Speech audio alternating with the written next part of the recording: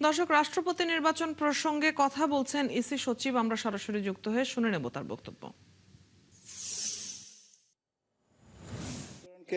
নির্ধারণ করা হয়েছে সেটা হচ্ছে যে ভোট কোথায় নেওয়া হবে। আপনারা জানেন যে 20 আগস্ট আপনার ভোটটা হবে দুপুর 2টা থেকে বিকাল 5টা পর্যন্ত। এটা হচ্ছে অধিবেশন কক্ষে ভোটটা গ্রহণ করা হবে। অধিবেশন কক্ষে মাননীয় সংসদ সদস্যরা তারা স্ব অবস্থানে তাদের আসনে বসবেন। আমরা যারা সহায়ক কর্মকর্তা থাকব, আমি সহ আমরা তাদের কাছে তাদের ব্যালট পেপারটা পৌঁছে দেব। পৌঁছে দেওয়ার পরে তারা যার মনোনীত তাদের প্রার্থীকে স্বাক্ষর করে চিহ্নিত করে সামনে 3টা ব্যালট বক্স রাখার কথা বলা হয়েছে। 3টা ব্যালট বক্সের যে কোনোটাই তারা ভোট কাস্ট করবেন। এইটা হচ্ছে পদ্ধতিগত ব্যাপার।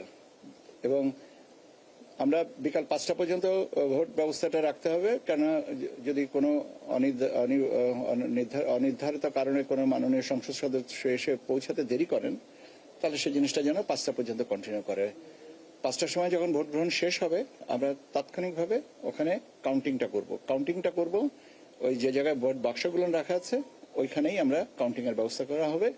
এবং আমরা আপনার যে কজন লাগে ওটা এখন কাউন্ট করি নাই, ঠিক করি নাই, 3 জনা বা 4 জনা বা 5 জনা যারা আছে ব্যালট গ্রহণকে আপনার সর্ট আউট করে আমরা কাউন্টিং এর ব্যবস্থাটা করব। এবং কাউন্টিং এর পরে আমরা মোট ব্যালট হচ্ছে 349টা। বৈধ কয়টা কাস্ট হয়েছে, কয়টা বৈধ, কয়টা জনা মানে প্রার্থীদের ভিতরে পাওয়া গেছে, এইটা আমরা প্রাথমিকভাবে এই ফলাফলটা ওখানে সংসদ আমাদের অধিবেশন নির্বাচন যিনি আহ্বান করবেন নির্বাচনকর্তা, যে সিইসি স্যার, ওখানে অ্যানাউন্স করে আমরা সচিবালয়ে এসে বাকি গেজেটটা করব। এটা হচ্ছে আজকের এই প্রস্তুতিমূলক আলোচনা।